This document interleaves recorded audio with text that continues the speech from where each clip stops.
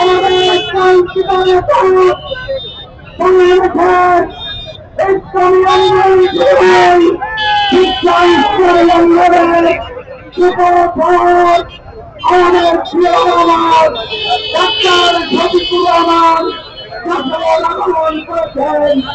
আমি যশোর বাড়ির পক্ষে আমি চূড়াকে শুভেচ্ছা এবং স্বাগতম জানাচ্ছি।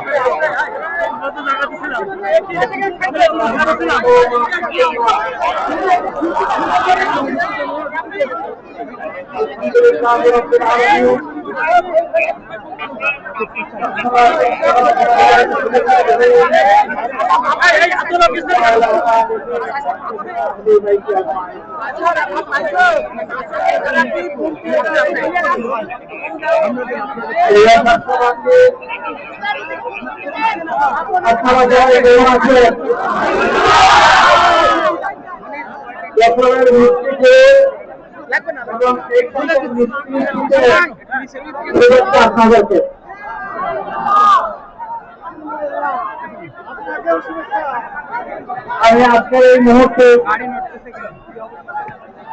আল্লাহ সেই সমস্ত বান্দাগণকে আমি বিশেষভাবে স্মরণ করছি যারা 24-এর স্বাধীনতা যুদ্ধে অংশগ্রহণ করে তাদের মূল্যবান জীবন উপহার দিয়েছেন। আল্লাহ দরবারে দোয়া করে আমার প্রিয় ভাই আব্দুল্লাহ সহ এরকম যারা জীবন দিয়ে দুনিয়া থেকে বিদায় নিয়েছেন আল্লাহ তাআলা তাদেরকে শহীদ হিসাবে কবুল করুন। তাদের প্রিয়জন আপনজন স্বজনদেরকে আল্লাহ তাআলা সবাই জামিল দান করুন। তাদের উসিলায় তাদের প্রিয় এলাকা এবং বাংলাদেশের উপর আল্লাহ তাআলা রহমত বর্ষণ করুন। সম্মানিত যশোরবাসী, এই যশোর একটি ঐতিহ্যবাহী এলাকা, দীর্ঘ সংগ্রাম আন্দোলনের এলাকা। স্বাধীন বাংলাদেশে সর্বপ্রথম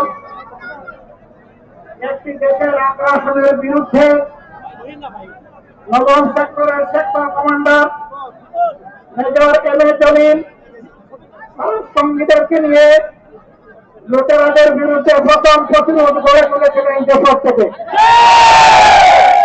সুতরাং এই যশোরকে আমরা অন্য উচ্চতায় দেখি। এই সংগ্রামে 24-এর আন্দোলনে গণ অভ্যুত্থান এবং বিপ্লবে সারা দেশের মতো আপনারাও ভোট করে আশা নিয়ে ওই ডানা মেলে পুলিশ সামনে আপনারাও রাস্তায় এসে দাঁড়িয়েছিলেন।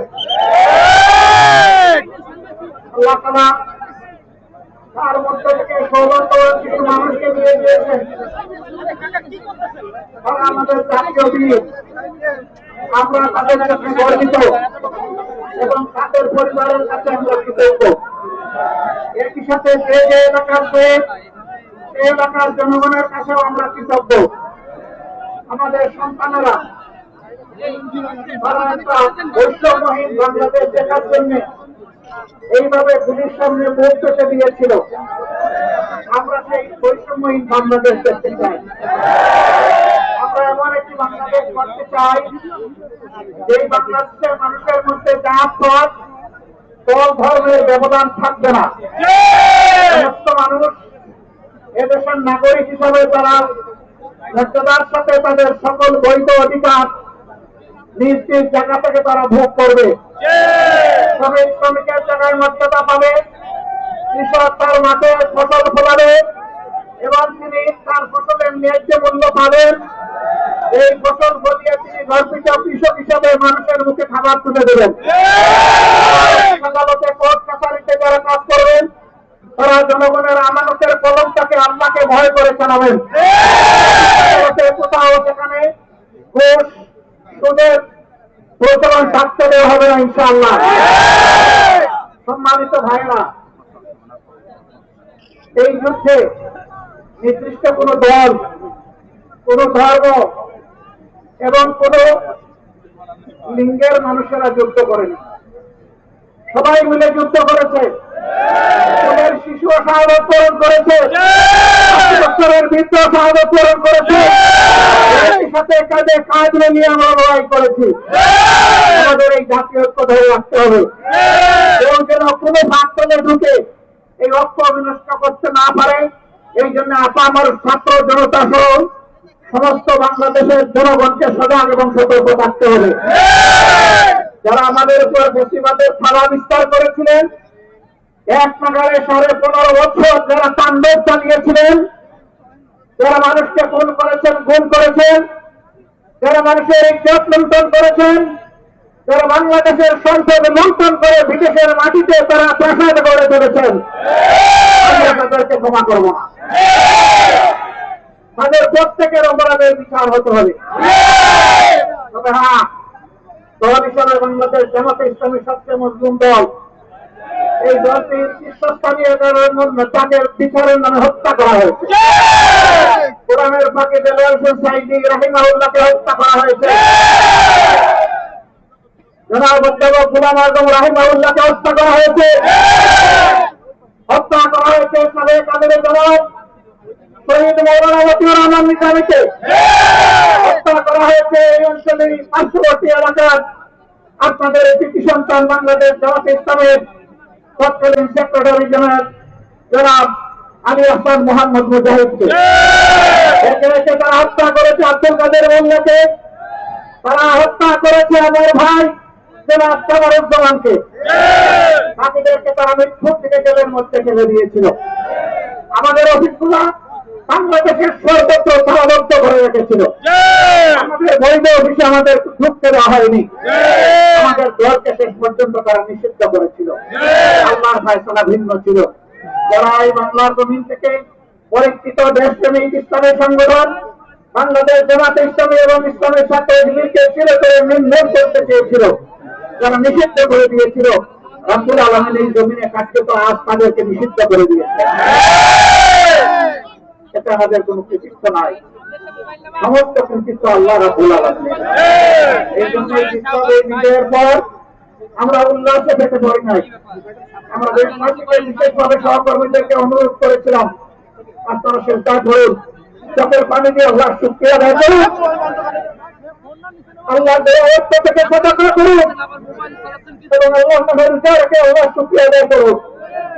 আপনারা কারো গায়ে হাত তুলবেন না, আইন হাতে তুলে নেবেন না, দেশকে পরিচয় দিবেন, শান্ত থাকবেন, প্রিয় দেশকে গড়ে তুলতে নিজ নিজ জায়গা থেকে সর্বোচ্চ অবদান রাখবেন। মহান আল্লাহর দরবারে শুকরিয়া আদায় করি, আজ বাংলাদেশের কোন প্রান্ত থেকে আমাদের কর্মী সহকর্মীদের ব্যাপারে আমাদের কাছে কোনো অভিযোগ নেই। আল্লাহ তোমার শুকরিয়া আদায় করবো। এত দুঃখ আমাদের অন্তরে, আমাদের সহকর্মীদের অন্তরে, আমাদের বুক থেকে যাচ্ছিল, ভয় ভয় করে আমাদের কলিজা চলছিল, কিন্তু আমাদের সামান্য আওয়াজে তারা সাড়া দিয়েছে। তারা সবার করেছেন তোমার নাম রব্বুল আলামিন, আল্লাহ আমার সহকর্মীদেরকে তুমি কবুল করো মাহবুব। আমাদের অধিকারী আমার এই দেশের জনগণের সন্তানদেরকে আমার ভাই বোনদেরকে কবুল করো। প্রিয় দেশবাসী, আমরা আপনাদের পাশে ছিলাম, আমাদের দুঃখের দিনেও আমরা আপনাদেরকে ছেড়ে দিই, আমরা আপনাদের পাশে আছি। আল্লাহ যেন তৌফিক দেন, দুনিয়াতে যতদিন থাকবেন আমরা যেন মানবতার পাশে দাঁড়াতে পারি, আমরা যেন থাকতে পারি। আল্লাহ যেন মানবতার খাদিম হিসাবে আমাদেরকে কবুল করে। মহান রবের দরবারে আবারও শুকরিয়া আদায় করে এর রাতে আপনারা এখানে জড়ো হয়েছেন, একেবারেই অপরিকল্পিত, আগের থেকে প্রস্তুতি সেরকম নেই, তারপরে আপনার হৃদয় এখানে ভালোবাসার টানে মহান আল্লাহর জন্য ভালোবাসা নিয়ে এখানে হাজির হয়েছেন। আমি আপনাদের প্রতি গভীর কৃতজ্ঞতা জানিয়ে আপাতত আজকের মতো এখানে বিদায় নিচ্ছি। আল্লাহ হাফেজ। বাংলাদেশ জিন্দাবাদ, বাংলাদেশ জামাত ইসলামী জিন্দাবাদ।